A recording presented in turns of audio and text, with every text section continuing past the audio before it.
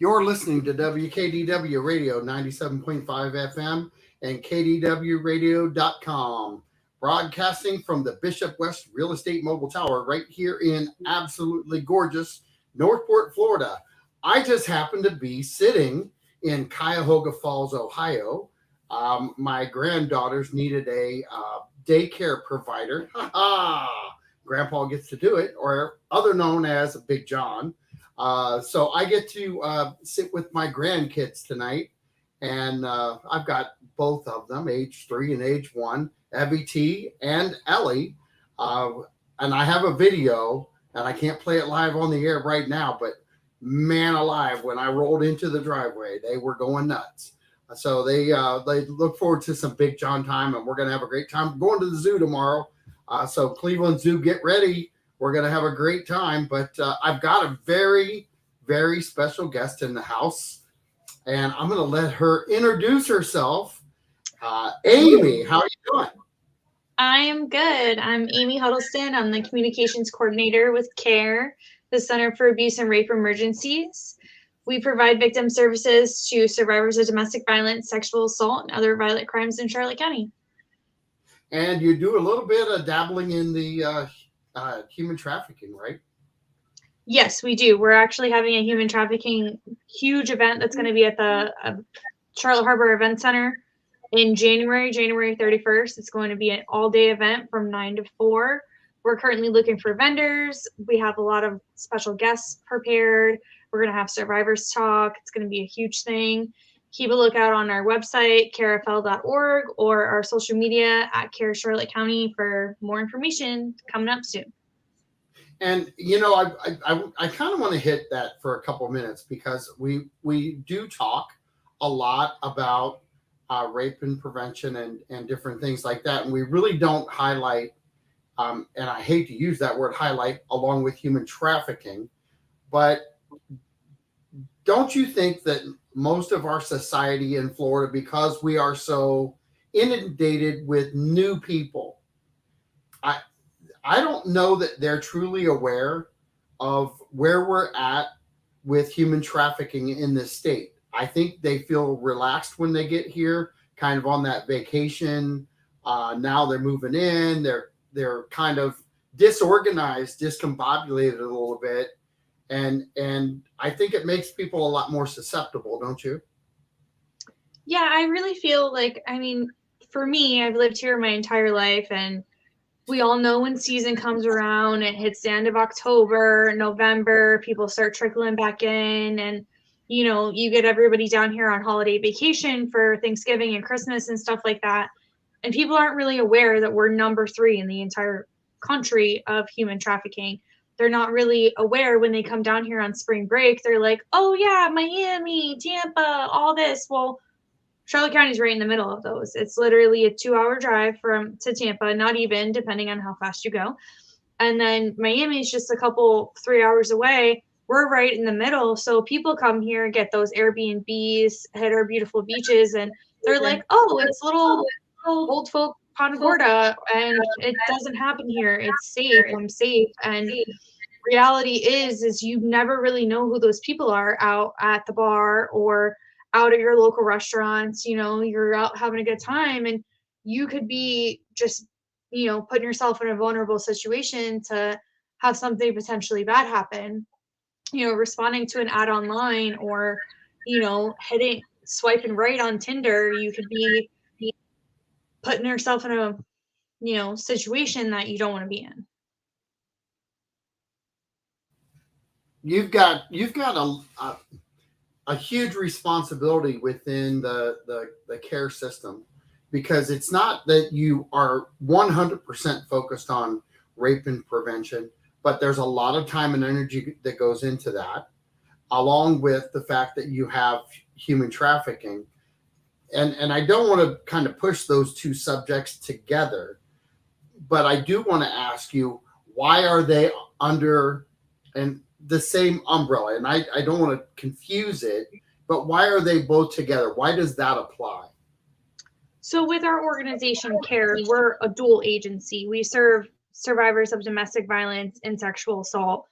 And when it comes to sexual assault, human trafficking, a lot of the things that we cover, because with human trafficking, there's labor trafficking and, people of promising them a job and, using them and their citizenship status is the way I can use it. We don't cover that aspect. We cover the human trafficking where women or men are sold into like the sex slave trade or they're on OnlyFans or stuff like that. We deal with those men and women that are affected there. And that kind of falls under the umbrella of sexual assault because the majority of the time when you're in a human trafficking situation, you're being forced to perform sex acts, which is basically rape and non-consensual sexual acts. So that falls underneath the umbrella of C.A.R.E. Oh, look, our website. All of our resources are found at carefl.org on our Get Help page or our additional resources page. With everything that's happening out there in the world today, there is, I gotta believe there has to be an uptake right now on the human trafficking side of things and also in the abuse side of things because our economy and the holiday season are escalating at the same time. Do those two things correlate together a lot of times? So when it comes to like financial resources, it's for normal people that are in regular average day relationships or they're in an abusive relationship. When you get financially stressed, you're gonna, you're more tendency to have a higher anger level, more tendency to lash out.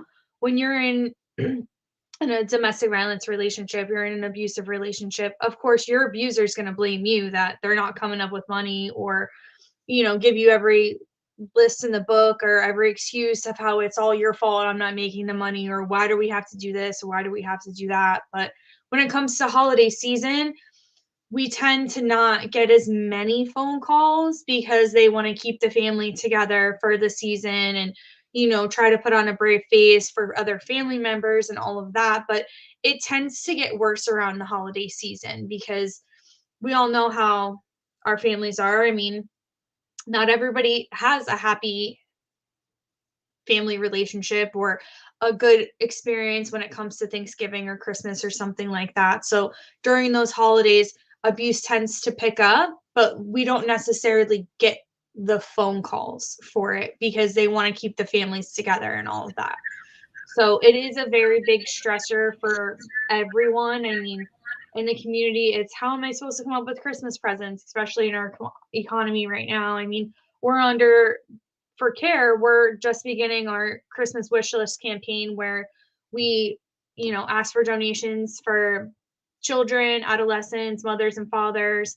We have all of our Christmas wish lists on our website under the donate page. I'm going to be posting about it later on this week where, we just ask everybody to help provide a really great holiday for the kids and families of C.A.R.E because when you're in that situation where you have to start your life over, you're worried about keeping a roof over your head, not spending hundreds of dollars on Christmas presents, or sometimes you don't have the means for that. So with C.A.R.E, we're able to give back to those clients and, help them be able to provide for their children and have a good holiday and, even give the parents something nice as well. Like if their kid wanted to give them a present and stuff like that, we offer that as well. With C.A.R.E being kind of like the center of the whole thing, and I liked how you broke that down because a lot of times we don't think human trafficking, and then the rape side of things and the counseling and different things you guys have to offer. And I really appreciate you breaking that down because it I didn't understand the umbrella, but I've done two years worth of shows with you guys, and as soon as you said it, I'm like, okay, there's the counseling, there's other things that happen there, and it's there's really counseling for anybody who's been human trafficked anyway, correct? Through different venues. So we currently offer crisis counseling, which is a peer counseling. None of our advocates are trained. Oh, is that me echoing? Oh, okay. None of our advocates are trained mental health counselors. We do have a mental health counselor that we do refer clients to if they need a little bit more in-depth counseling. But we offer peer counseling, which is done well for most of our clients. Even if your assault happened 3 years ago and you used us 3 years ago, we're still here to follow up with you. If you have like a random trigger that comes up and you just want somebody to talk to, our hotline's 24 hours, 365 a year. So we're always available. We have advocates here that can meet with you face to face. We have advocates that can meet with you virtually if that's a thing. So we also have, I believe, one right now. I think we're looking into getting another mental health counselor as well that we can refer patients out to, because that field is also blowing up. I know my personal therapist has a wait list now because they're so busy. So those types of things happen, right? Where I think timing of everything that goes on with the holidays and the stressors of jobs or job loss, even just the hours. I know I put in 60 hours in 5 days last week, and you know, those stressors for somebody like me who, one, doesn't have to deal with that, but there are a lot of people out there that deal with 60 hours a week every week. It's just it's an ever pounding situation for a lot of people and a lot of couples. So I've run into a couple couples lately that it's both of them working long hours. Do you see a correlation with even job holders that are stressed? And I know you're not out in the field doing that type of thing, but I know that you get a lot of feedback, because the one nice thing about C.A.R.E is you guys actually give a lot of feedback to each other on what's happening, right? yeah, we're in constant communication with our advocates and what's going on out there with different people and stuff like that. I don't actually know firsthand. I mean, the friends that I have in my personal life, everybody's working overtime because rent has nearly tripled in the last couple of years and it's expensive. You went from being able to rent a 2-bedroom, 1-bathroom house for $800 and being able to do it on your own. And now that same exact house is $1,600, $1,700, $1,800. So you're having to have a second person with additional income to be able to just afford it. And I know the stressors of the work could lead to a dangerous situation with abuse. I mean, the best example I could have for you would be to watch the Netflix show called Maid. It's actually in their top 10 right now. It's a domestic violence situation where a mother and her child are in an abusive relationship, and it's not necessarily physical, it's emotional, and it's taking it to that level with the stressing of work and drinking and all of that stuff. And that's the exact type of thing that we see at C.A.R.E. So we've been recommending this show for the last couple of weeks to people to watch it, because that gives you an inside look of what your average person goes through on a daily basis. That could be your neighbor, that could be your sister, that could be your brother. That's very good example of what actually we do.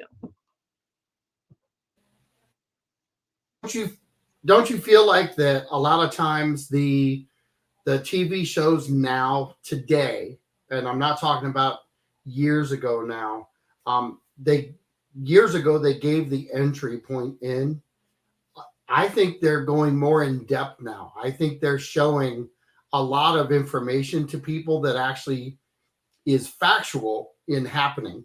There's still some exaggeration there, but do you feel like people are looking at a movie now with the understanding that some of this is reality?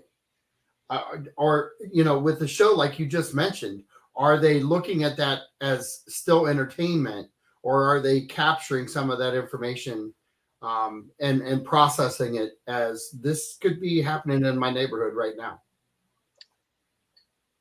Yes, I think when it comes to like a scripted show, like with the Netflix show I just mentioned, people are really, oh wow, that actually is happening here. But I think there's been a true crime like whole following now where people are getting into watching the murder mysteries of the Datelines or the 2020s and seeing that kind of thing happen, especially when it just recently happened in our local area, seeing that all over TV, seeing the news, they're actually realizing that, wow, this does actually happen here. This isn't right in my back door. This is in my neighborhood. You know, what can I do to help in my little way that's comfortable for me, whether it's donating to a cause or it's talking to your friend or, you know, giving them information or just being an ear to listen and being supportive for them. People are more and more nowadays, the conversation is getting a little bit easier to have. I mean, for years and years, the conversation's been really hard to have with people. No one really wants to talk about getting abused. No one wants to talk about getting sexually assaulted. But in the last several years, with the Me Too movement and you know having news stories right in our local neighborhood, people are talking about it a little bit more, and they're realizing that it shouldn't have the stigma of no, we don't want to talk about it. It should be something that we do address so we can teach our younger generation that abuse is not okay. Consent is mandatory. These are the ways that you can do this. These are healthy relationship tactics because, you know, in the last couple of years, there's been like a change with society and how people view things and how people are going about life. And they're really making these generational changes of, you know, that way of life was not okay. Let me learn more. Let me, you know, change my future and change my children's future.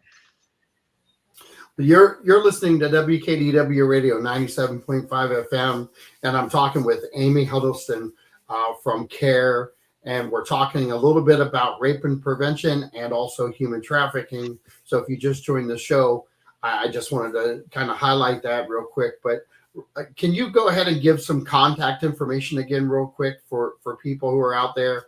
And, you know, a great hotline to ask questions to and not feel really like you're being tracked or recorded. It's really just an open network for communication, correct? Yes, our hotline is operational 24 hours a day, 365 days a year. It is free and confidential. We do not record any of your phone calls.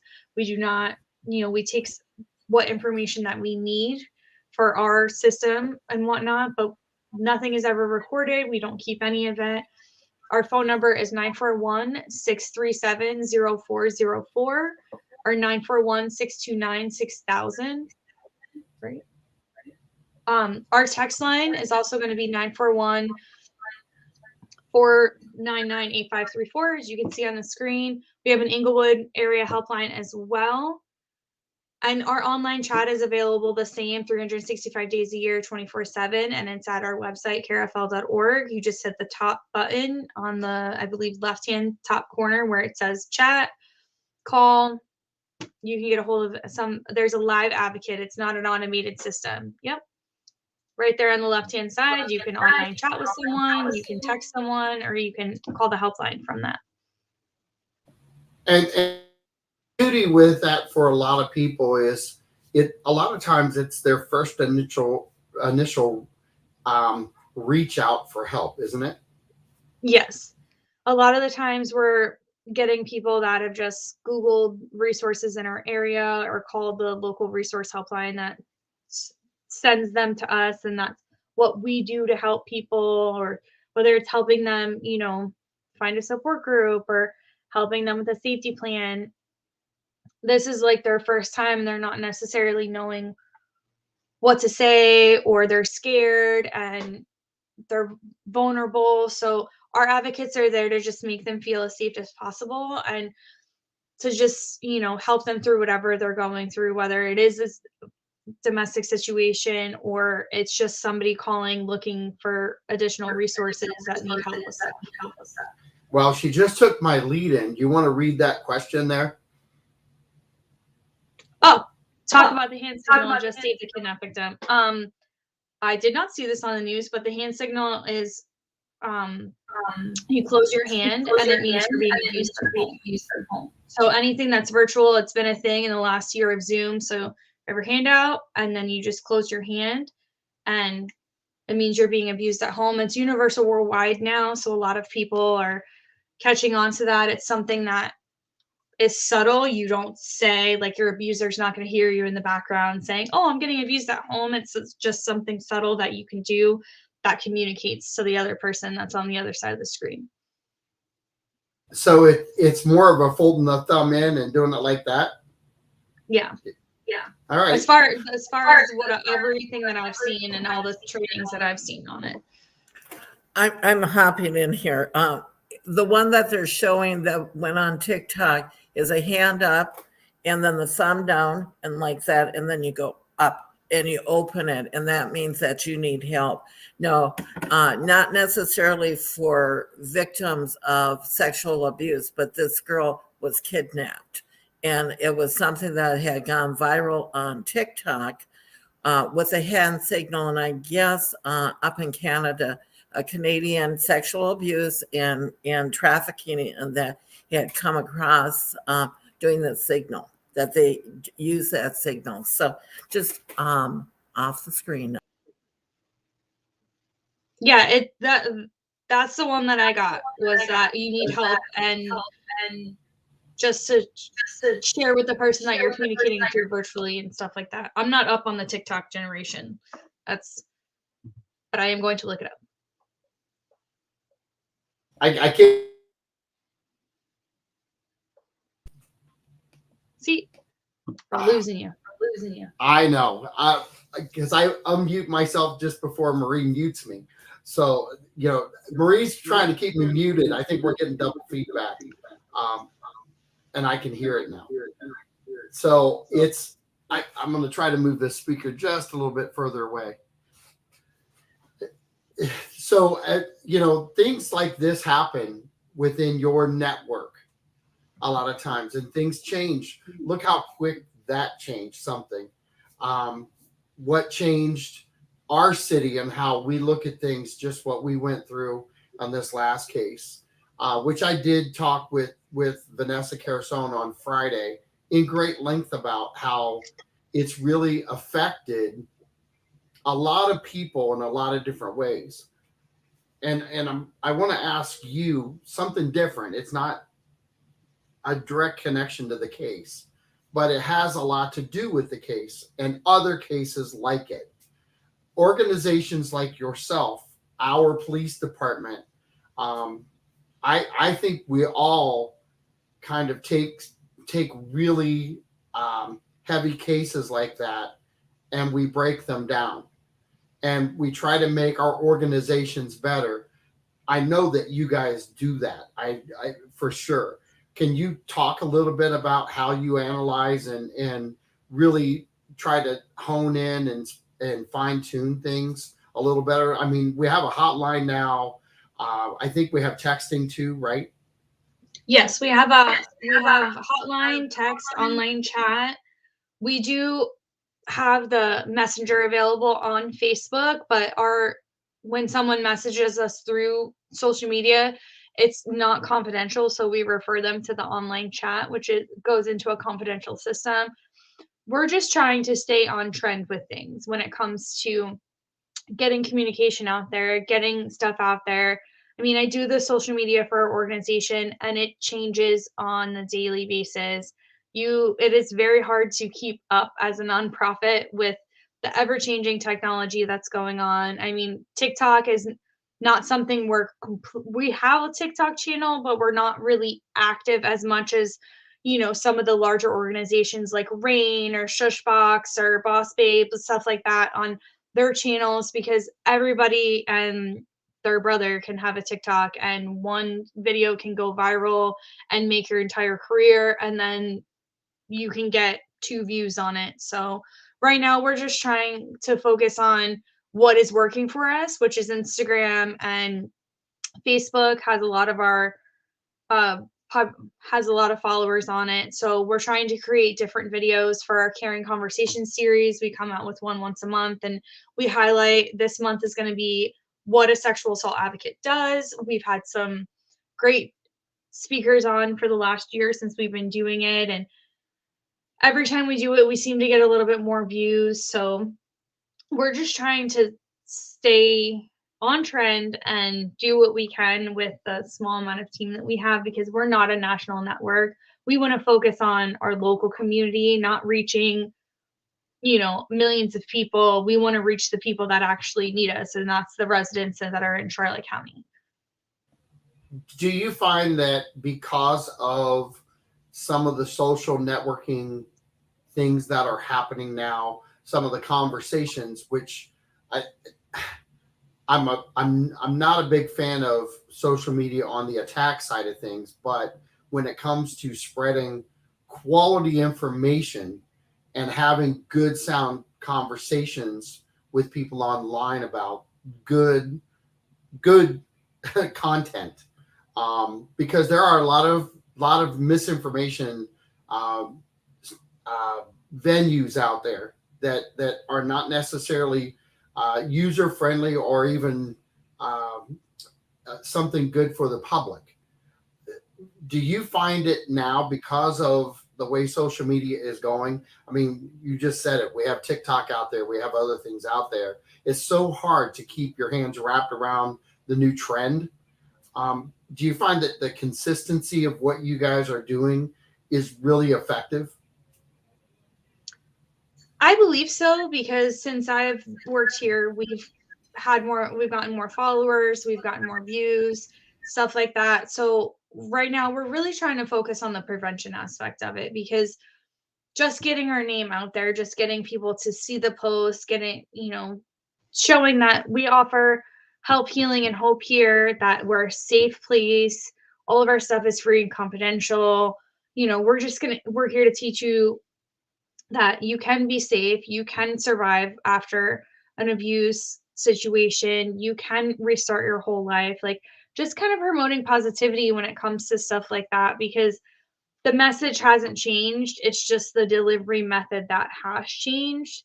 So when we reshare our TikTok to our Instagram story, it reaches more people. When we spend a little bit of money on advertising, it reaches more people. So we're getting the word out there. We're right now, we've changed with outreach coordinator, but I developed a sticker that's, I'm hopefully by, next year, we will have in every bathroom in Charlotte County, that just has our QR code. That's one of those fancy new things that everybody got onto in the last couple of years. And that QR code, it's not something that's in your face. It's a cute little pretty sticker with our name on it and our social media, but you scan that code and it takes you right to our Get Help page and tells you about what we do, and how there is help out there, because nobody really wants to make a scene in public. Nobody wants to have that on display for people. So something that's subtle, that they can just take a picture of and take with them, that goes straight to our help, Get Help page right here.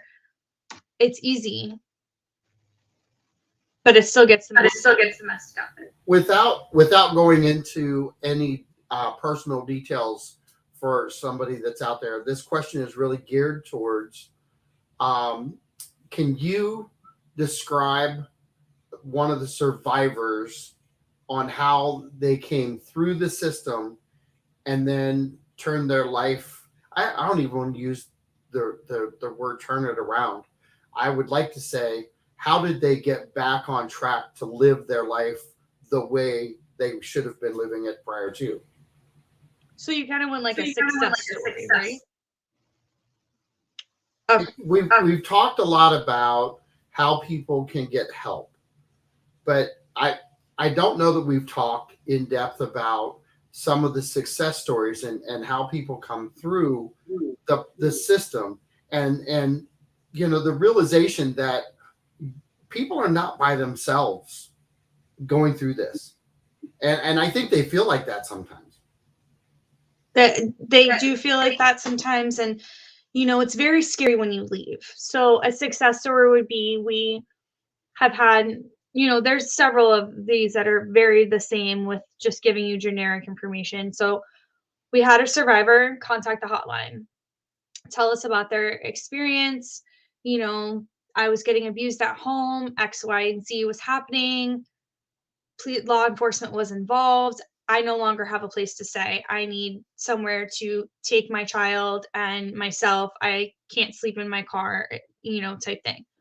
They contact us. At the time, we had a place for them in shelter because our shelter is full a lot of the time. And it's not we're turning people away left and right. It's, hey, call us back in a few days. We might have a spot open up for you type thing. With COVID, we are always busy. Always busy. Anyways, so this client comes into shelter, it's right when somebody comes into shelter, we give them the whole tour, walk around, overview of our services. Here's your case manager. If you have any questions, here's our operations. If you need laundry soap or shampoo or something like that, here are these people. Introduced to the key people at C.A.R.E. We usually give them a couple of days to like settle and decompress and basically just get used to the surroundings. And then our economic justice advocates are, one of the main people, and we help them with finding job placement, getting back on their feet. Hey, let's build your resume up. Let's help you get a job. This particular client, we did that for them. They were able to get hired virtually right away. Like one of the first jobs that they applied to, got a job, got working. Our advocate, our lawyer and stuff like that helped them through dealing with the paperwork when it came to child custody and the court and stuff like that. Basically holding their hand through the process and doing what they could do. This client ended up, getting a job. Our economic justice advocates helped them find housing. So they were here for, a couple of months. And in the end, they virtually started their life over, and they wrote us a letter a couple months later, and it was like, thank you so much. I'm doing so well. Me and my family have, successfully been able to live in our house. I'm getting promoted at my job. I'm looking to be able to go back and further my education with your education grant that you guys have there. Just thank you so much for being able to help me through this process. And that is time and time again what we do here.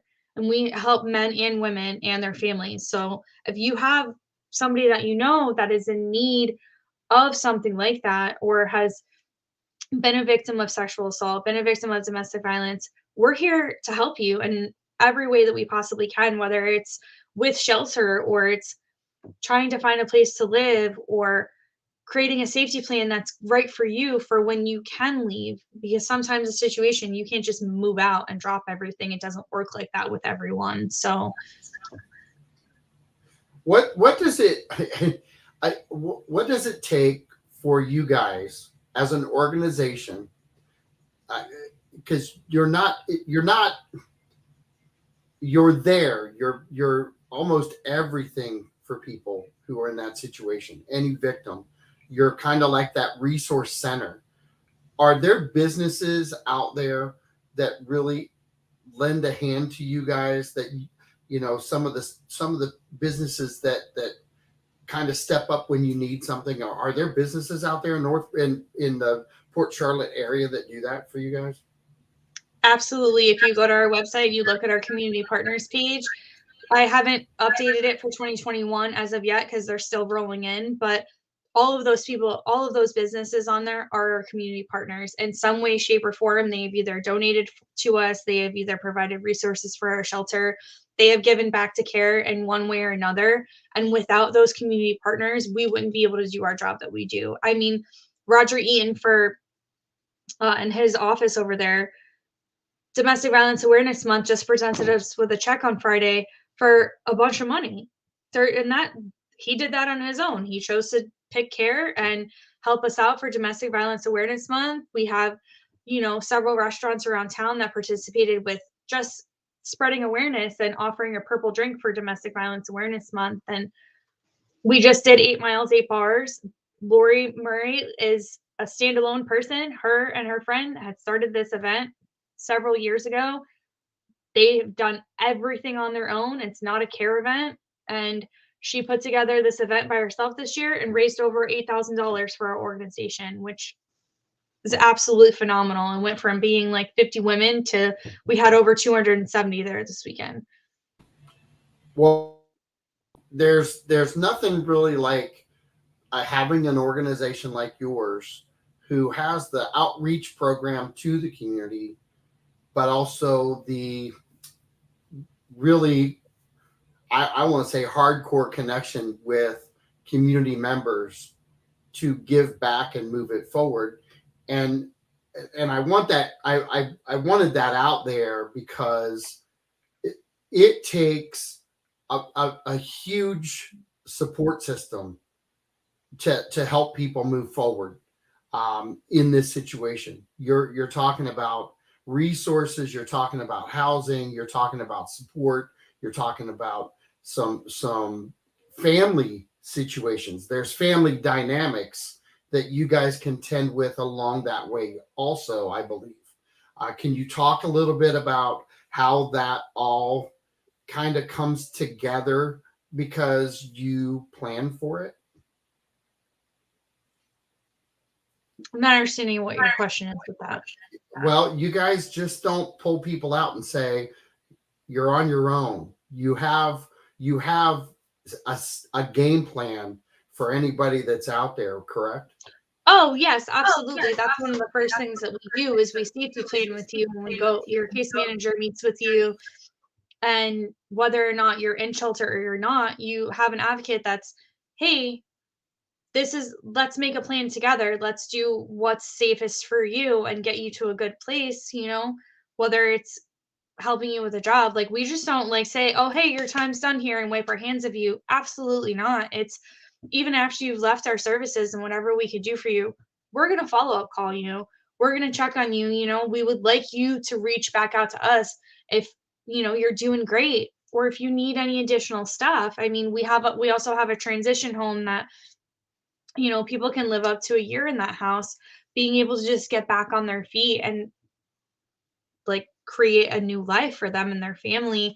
We're going to be there through you through every step of the process, and basically help you create a plan that works for you, but you're ultimately the person that creates the plan. Like, yes, we can say, hey, X, Y, and Z is a great opportunity, but if you think W is the best thing for you and your time, we're going to support you in your decision, because we're basically here to empower the client to do what's best for the client's life. We're never going to tell you, oh, you have to report, or, oh, we can't do this for you because you didn't do X, Y, or whatever. We're going to support you and empower you to help change your own life, because ultimately you know what's best for yourself. We're just kind of here to be able to hold you through the process. And the business partnership side of things, the funding that's there, that helps in different ways. Can you kind of talk about how the funding from different sources affects what you guys do differently from the maybe the financial side that is structured differently? So our organization is funded through state, city, and federal grants. Like, we apply for multiple grants with different agencies, like FCASV, the Florida Council Against Domestic Sexual Violence, DCF, Department of Children and Families, the Charlotte County, City of Punta Gorda, like, they all provide us with grants to help us funding. So with being on a specific grant, you're only allowed to spend that allotted money on what that grant tells you you can spend it on. So all of our community partners and all of our, individual donors donate funds for our unsolicited fund for survivors. That can go towards, hey, my abuser ripped up my birth certificate or my passport or something like that, and you don't have any money to replace those. That's what that money goes towards, the unsolicited funds, or being able to help you fix it with car repairs, or being able to help you with a down payment for getting a new vehicle or stuff like that. Helping, our reuse locations also help with being able to clothe clients, getting them job ready, being able to, help them with outfits and stuff like that look good when you go to a job interview, helping them with childcare, helping them with toys and stuff like that for their kids when they leave, type thing. Anything that that grant doesn't cover from the state and city and federal are unsolicited funds that are generally provided by our individual donors and our community partners. Those funds go towards all of the stuff that all of the grants don't cover.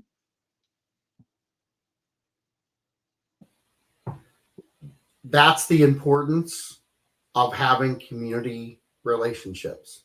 That's the importance of the women that started the 8 Mile. Is it what is it? What I love the name. Say it again. 8 so I can miles, reach 8 bars. 8 Mile, 8 bars. I don't know how I missed that. That's a great catch. We'll get you next year. Don't worry. I would love to do it. It might have been during a Ohio State game, but I would love to do it because I'm a huge supporter of what you guys do. You guys are amazing as an organization. I know we've kind of drifted into some different discussions, but can you talk about some of the things that you've got coming up? Because I know that this time of year and with COVID, you've gotten things started back up again as far as fundraisers and different things like that. Can you talk about what's coming up on the upcoming calendar for yourself? Yes. So currently we're the only event that's coming up after this 8 miles, 8 bars that was over is our C.A.R.E ball, which is our annual C.A.R.E ball. In 2021, we unfortunately had to move it virtual and create a campaign for that due to COVID. This will be our first year back since 2020. It is the hottest event of the year. It is one of the very few galas that get put on in downtown Punta Gorda. This year's theme is Under the Big Top. Right here, you can see it on the screen. It is going to be so much fun. You not only get a 3-course meal included with your ticket, you get open bar, you get to dance the night away with your friends, you get to dress up, which is my favorite part. I'm encouraging everyone to get creative with their black tie affair. It is going to be really great, and it's one of our biggest fundraisers for the year, and it goes towards those things that the grants don't cover. That's going to be it. Then in the end of January 31st is our human trafficking awareness event. I have yet to put that online. We're finalizing the marketing for that here soon.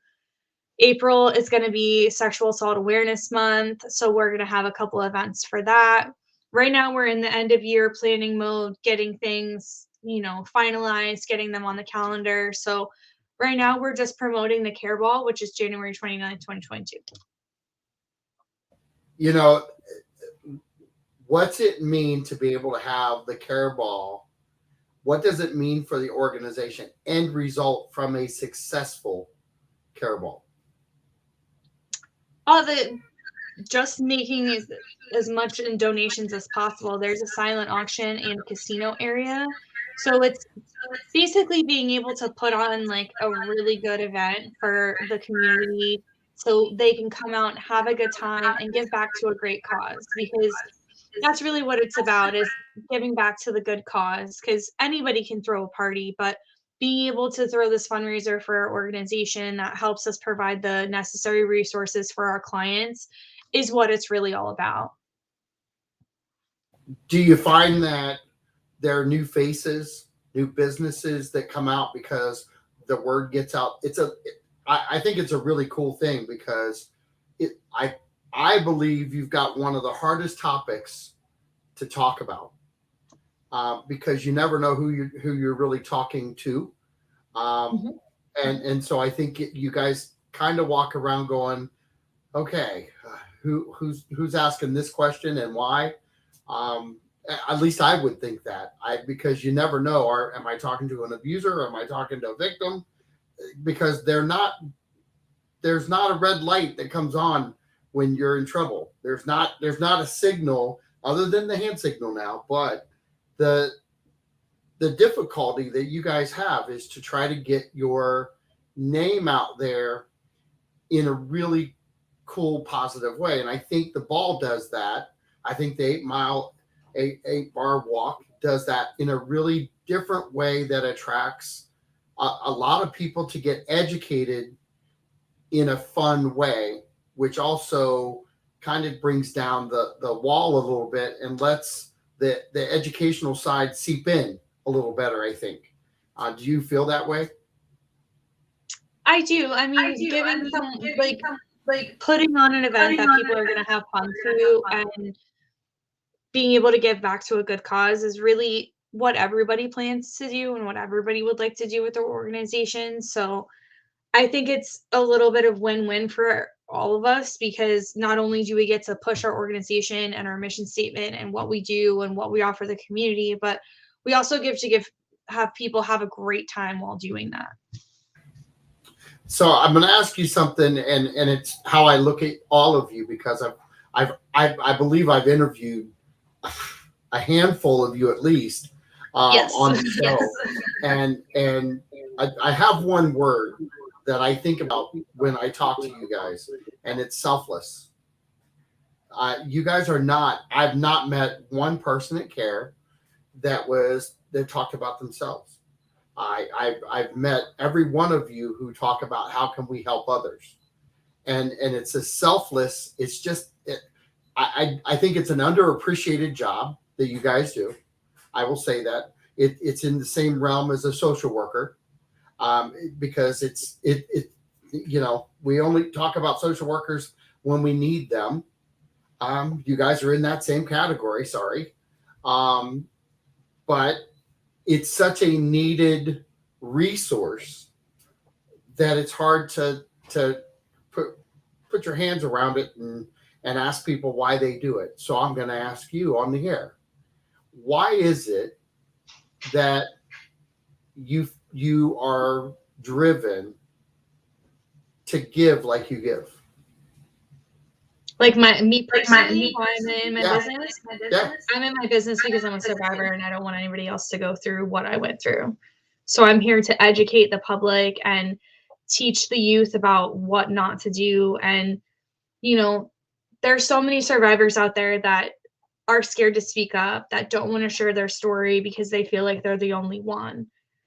And with me being a survivor myself, I stand up, held my head high, because I have overcome my trauma to an extent, but to just show other survivors that you're not alone, that unfortunately this happens to 1 in 4 men and women across the country, that sexual assault happens here in Charlotte County. It happens here, domestic violence happens here all the time, and you're not alone.